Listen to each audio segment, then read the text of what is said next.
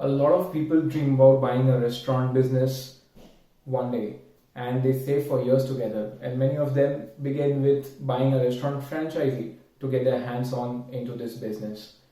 But you know what? Restaurant business has a failure rate of over 60%, which means out of every 10 restaurants that are opening up, about 6 of them are not going to survive within the first 3 years of business. Hey everyone, I'm Varun, and today I'm going to share with you three simple rules how you can do the due diligence before buying your dream restaurant franchisee business.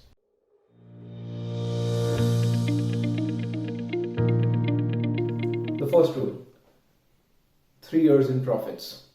A brand of which you supposed to take the franchisee should at least have a couple of franchisees which are there in the business for 3 years, first 3 years, and they are profitable. Now, why this rule is because most of the restaurant business go out of business in the first 3 years. Either they are not able to survive the operating costs, the rents are too high, or they're not able to remove their employees' costs, or not able to manage the team, or there's a lot of wastage in the food.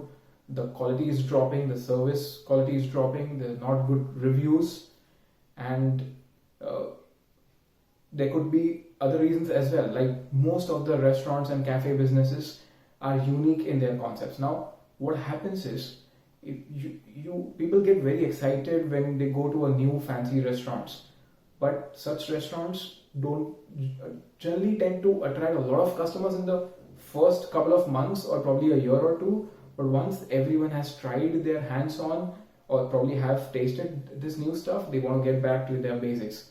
So what happens is after 2 or 3 years in business, your customers, your footfalls are going down steep, and that's when you're struggling to even cover your operating cost and your cash flows. You don't have enough cash flows, and you're piling up in debt or cash credit, and that's when you decide to shut down your business. So if you're planning to buy a franchisee of a famous restaurant or a brand, at least see to it that they have a couple of franchisees which have been with them since at least 3 years and they are profitable.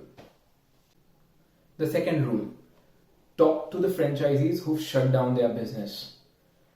Now, what happens is, if you like a particular restaurant or a brand as a customer, your analysis of buying the brand's business becomes pretty much biased, because you already are a loving customer, and because of this reason there's a possibility you could ignore the negative side of the business, and most of the restaurant brands would be having the franchisees who started with them, struggled, and got out of business.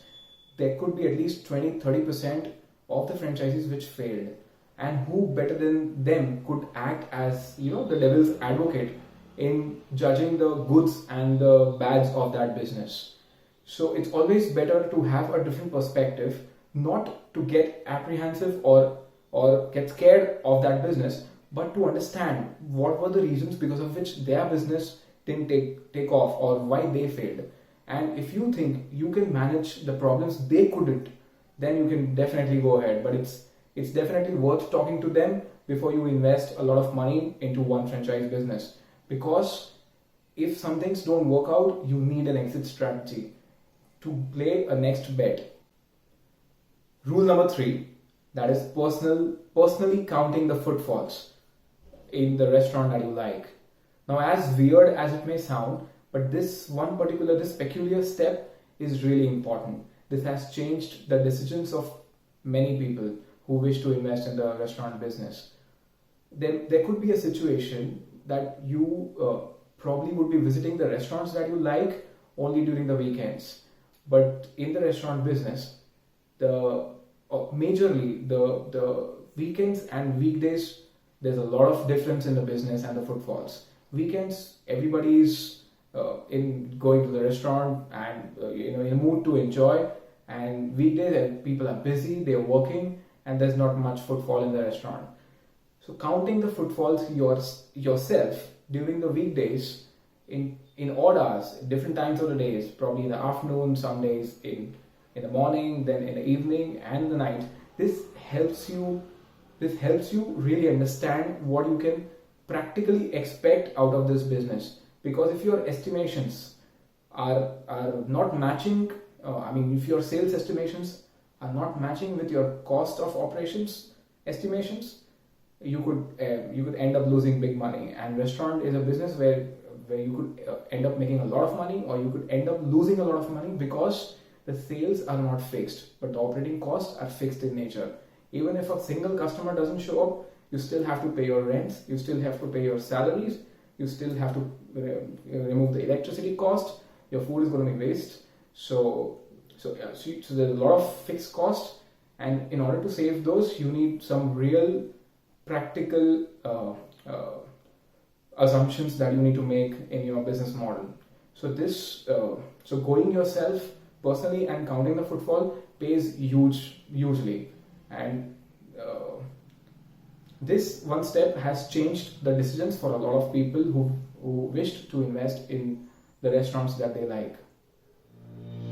I hope you guys found this video useful, and if you enjoyed this video, please like, comment and share. And if you've got any queries related to restaurant franchising, you can ask them in the comment section below. We'll be glad to answer. Thank you for watching.